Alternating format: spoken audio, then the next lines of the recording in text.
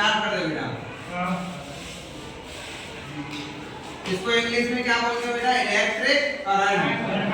क्या बोलते हैं? Electric current. अच्छा, आप लोगों ने 10th क्लास में पढ़ी होगी परिभाषा। क्या परिभाषा पढ़ी थी मुझे बाहर की? क्या परिभाषा पढ़ी थी सभी बच्चों ने? किसी को बताया कुछ? बताओ विद्युत धारा किसे कहते हैं? देखो, आप सबने बेटा एक परिभाषा पढ़ी होगी जो बचपन से हमको पढ़ाई जाती है कि आवेश प्रवाह की दर को विद्युत धारा कहते हैं। आवेश प्रवाह की दर को विद्युत धारा कहते हैं। एक बात बताओ मुझे, क्या कभी आप लोगों को ये पता है कौन से आवेश की बात हो रही है? कौन से आवेश की बात हो रही है बेटा? आवेश कितने प्रकार के होते हैं? दो। कौन कौन से? धनावेश और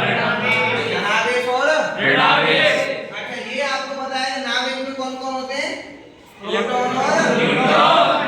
ठीक है, प्रोटॉन पर कौन सा आवेश होता है? धनावेश। धनावेश कौन सा? धनावेश। कोषों में कौन चक्कर लगाते हैं? इलेक्ट्रॉन लगाते हैं। इलेक्ट्रॉन। बेटा इलेक्ट्रॉन पर कौन सा आवेश होता है? ऋण।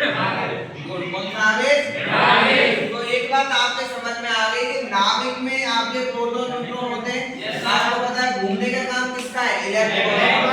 क्या कभी प्रोटॉन घूमता है क्या? नहीं। प्रोटॉन तो आपको पता है कहां पे बैठा हुआ है? नाभिक के अंदर। घूमने का काम कौन करेगा? इलेक्ट्रॉन। ठीक है, इलेक्ट्रॉन का कौन सा आवेश होता है? ऋणावेश।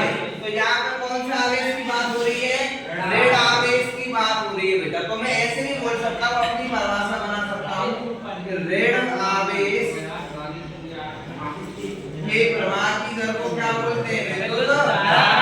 अच्छा, ऋण आवेश किस पर होता है? ऋण आवेश किस पर होता है?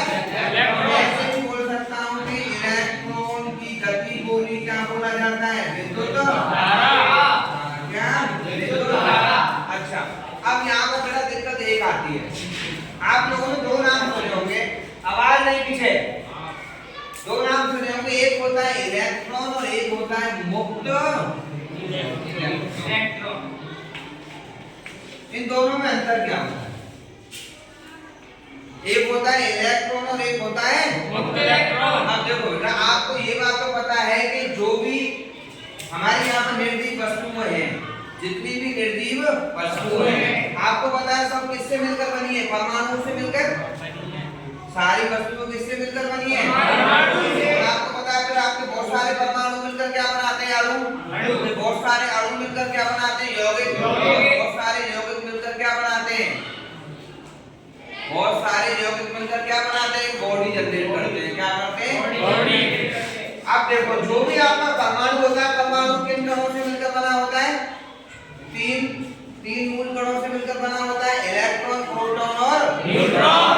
इसका मतलब एक बात समझ आई यार, जैसे मान लो लोहा है और क्या है? प्लास्टिक है। तो परमाणु तो दोनों के अंदर है, लोहे के अंदर भी और प्लास्टिक के अंदर भी। अब मैंने यहाँ पर बात करी सिर्फ इसकी, इलेक्ट्रॉन की। तो बेटा करंट तो प्लास्टिक में भी आना चाहिए, करंट तो प्लास्टिक में भी आना चाहिए। तो करंट आपका मुझे ये बताओ बेटा, प्लास्टिक में क्यों नहीं आता है? करंट आपका आयरन में क्यों आता है? भाई यहाँ तक बात करो, इलेक्ट्रॉन तो दोनों के पास में है ना, लोहे के पास भी है और प्लास्टिक आपके, ठीक है, प्लास्टिक के पास भी है। तो मुझे ये बताओ, करंट में प्लास्टिक में नहीं आता है और लोहे में करंट आता है। व्हाई? ऐसा क्यों?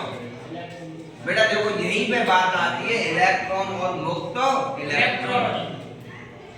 यहाँ पे किसकी बात आती है? इलेक्ट्रॉन की और मुक्त इलेक्ट्रॉन। देखो अंतर क्या होता है बेटा, आवाज नहीं पीछे। ठीक है, जैसे आपको पता है दो प्रकार के आपके वो होती है धातु में, एक होती है चालक और एक होती है उचालक।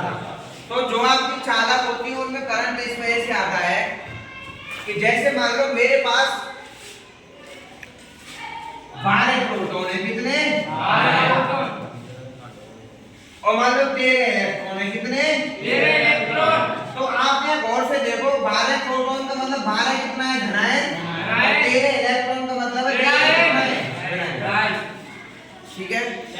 तो यहाँ देखना, आपको बताया है कि आपके बाहर प्लस है और तेरे क्या है ऋण है, और आपको पता है प्लस माइनस में क्या होता है, आकर्षण होता है।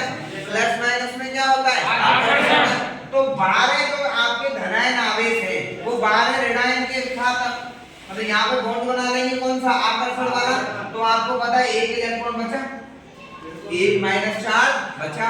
तो बेटा ये जो एक माइनस चार्ज है ना, इसी को बोला जाता है मुक्त इलेक्ट्रॉन। लेकिन देखो आपके जो भी कुचालक है, जैसे मान लो आपका क्या प्लास्टिक है, उसमें क्या होता है, उसमें ऐसा होता है यदि 12 प्रोटॉन है तो 12 क्या होते हैं, इलेक्ट्रॉन। तो जितना प्लस होता है उतना ही क्या होता है, माइनस।